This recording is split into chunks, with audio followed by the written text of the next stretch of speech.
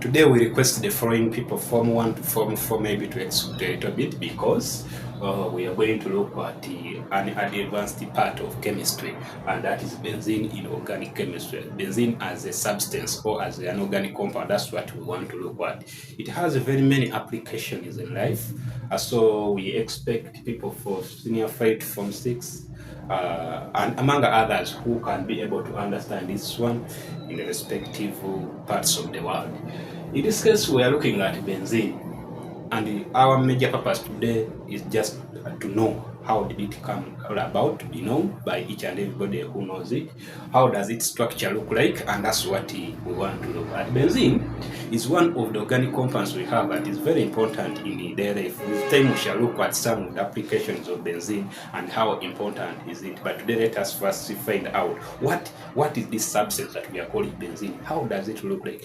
What are some of the chemical components of it? That's what we are talking about. Always in life, whenever a chemical substance comes into ground, it comes as a result of an argument. It can be in any plant, it can be in any, so long as it can be in an animal and something is found there. Like, at least within this generation, we are very lucky that most of these compounds were already discovered. But if it wasn't so, then we could be discovering some of these. Benzene was already discovered, and it was discovered as a result of different arguments. Later on, we had some science.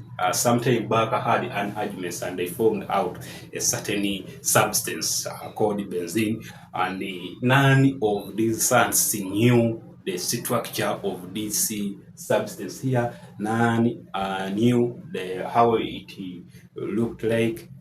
But according to scientific investigations, this substance here was found to contain 6 carbon atoms and 6 hydrogen atoms. So according to scientific investigations, it was found to contain 6 carbon atoms and 6 hydrogen atoms. That was benzene. Now, when some reactions were tried out, this benzene here was found to undergo what we call electrophilic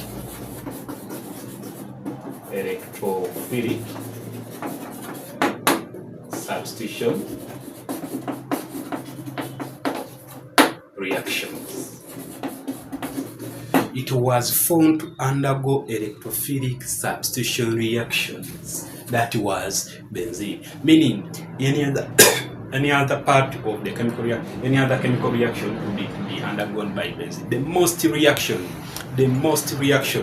that it could undergo, we had electrophilic substitution reactions. So that was one of the characteristics that was found out. When other scientific investigations were performed, still benzene was found to be non-isomeric.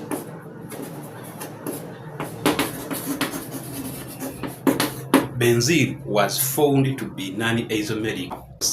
There came a savior in the name of Kekule. In the name of Kekule. Now Kekule said that he don't struggle with benzene.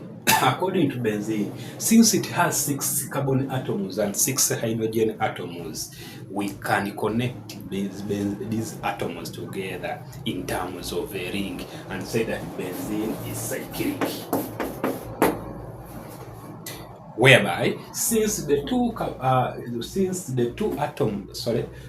kinds of atoms found within the benzene ring are nanometers, therefore when they are connected to one another, they undergo what we call covalent bonding. At the end of it, I say that let us try to arrange carbon atoms like this and find out carbon atom here. I have another one here, this one. And say that each and every carbon atom has atomic number 6. What's the electronic configuration? 2, 2, 4. Meaning each and every carbon atom has 4 electrons on the outermost energy level. Meaning in the bonding, so these 4 electrons are supposed to participate within these two electrons are supposed to participate in bonding, and this is what he said, that if this carbon atom brings an electron, this one also can bring an electron, and any pair of electrons can come up with a bond. So this is what we have like this. So you can find out that in this bond, this carbon atom has brought an electron, and also this one has brought an electron. In this one, this carbon atom has brought an electron, and also this one has brought an electron. In this one, this carbon atom has brought an electron, and also this one has brought an electron. And the same thing is happening the rest of the bonds. Now, what do you find out? That in each and every compound, in each and every carbon atom here, at the moment, we have so far used two electrons per each carbon atom, and out of the 4 electrons that we have on each and every outermost energy level of a carbon atom, we are remaining with 2 electrons, because we have so far used 2 according to this carbon atom. It brings an electron this side and also an electron here. If it is this one, it brings an electron here and also an electron here. Every bond which is here is made up of 2 electrons that are contributed by each of the carbon atoms that are in bonding. One carbon atom brings 1 electron, and also another brings an electron to form that bond. And the carbon atom has done it twice, meaning we are remaining with 2 electrons on the outermost energy level that have not participated in bonding. Now, say that, but there is hydrogen. What if every hydrogen atom bonds with the carbon atom?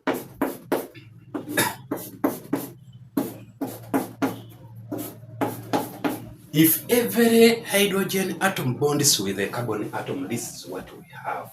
In that case, meaning this carbon atom brings an electron here, and also this hydrogen atom brings an electron here. The same thing happens here. This hydrogen atom brings an electron, and also this carbon atom brings an electron. If you find out what has happened here, every carbon atom has used 3 electrons. 1 here, 1 here, 1 here. Even this one, 1 here, 1 here, 1 here. The same thing is happening to the rest of the carbon atoms. So out of 4, if every carbon atom has used 3 electrons, then it means that we are remaining with 1 electron per carbon atom. Now that 1 electron, every carbon atom, like this one remaining with 1, this one remaining with 1, they can bring that one, and they form what we call a pi bond. Then even this one, now this one has used its remaining electron, and also this one has used its remaining electron. Therefore, this one and this one cannot form now a bond here. Now we can come to this and this, even this and this. Now, when you find out that, you can find out that every carbon atom in this case has 4 bonds, meaning it has used 4 electrons for bonding. 1 here, 1 here, 1 here, 1 here. Even this one, 1 here, 1 here, 1 here, 1 here. So every carbon atom has used 4 electrons. And remember, those are the electrons we have on the outermost energy level. Remember, this one here cannot only be formed here.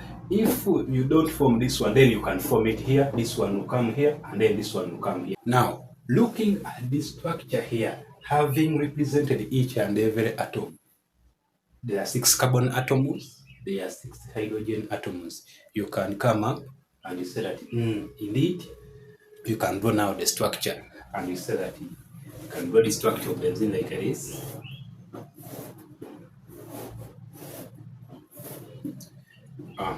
With this bond, we have this one, and then we have this one here. Now at the end of it all, we can come up with the structure of benzene with the electrons, with pi electrons inside, and those are the ones we are calling the double bonds within the benzene ring. They are being brought all about as a result of the pi electrons that we have inside. So they can be formed here, here, and here, maybe, so long that they are conjugated double bonds. So someone can go like this. You can go like that.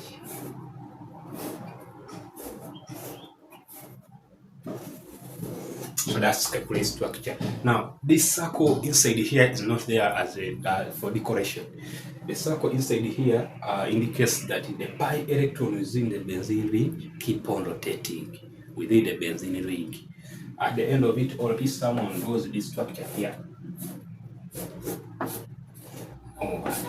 This one will be a correct structure. Why?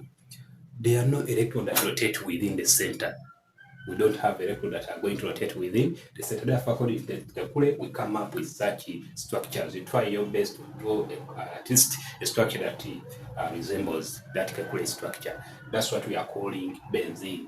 And having looked at benzene, next time we shall look at some of the chemical properties of the benzene and also some of the physical properties of benzene. And that's what we are talking about. We shall look at what are some of the reactions undergone by benzene. At this particular moment, we have introduced benzene, and I wish we end here for the day. I wish you the best.